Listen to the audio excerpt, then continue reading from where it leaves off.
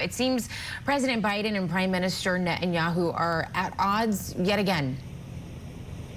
Yeah, Alex, Alexa, good morning to both of you. Definitely not the first time these two leaders have been at odds in their long, decades-long historic friendship. And the president saying that this is not going to be the first time nor the last, that they will disagree. But it is out of character, really, for Biden to put that public pressure on the prime minister so publicly. When asked yesterday, if Netanyahu, the prime minister of Israel, was doing enough to free the hostages, he said simply no. And that was enough for Prime Minister Benjamin Netanyahu to push back publicly of his own.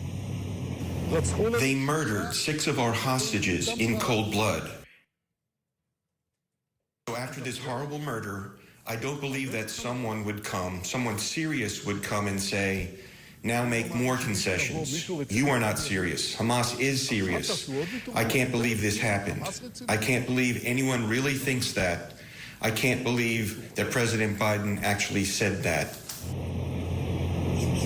Now, the sticking point remains the Philadelphia corridor. Now, that's a narrow strip of land between Egypt and Hamas, or in Gaza, essentially the border there. And Netanyahu wants to have IDF forces remain in that area as a buffer zone. But that goes against the United States position that Israel should have a full withdrawal, and against Hamas's negotiations that they also want to see a full withdrawal of IDF forces. Now, Netanyahu maintains that that is a corridor that is used between Egypt and Gaza for smuggling weapons by Hamas. Egypt and Hamas do deny those claims, but that is currently the ongoing sticking point, as it was when Blinken was in the region just a couple of weeks ago in mid-August. It'll be unclear if that will be something they can come to terms on. President Biden said hope springs eternal when asked if this time these negotiations are different than the ones that came before it. And, it'll really, I think, more than anything, the United States pressure campaign on Israel and Hamas hasn't worked to this point. It'll be interesting to see how the domestic pressure campaign, the protests that Netanyahu is facing back at home,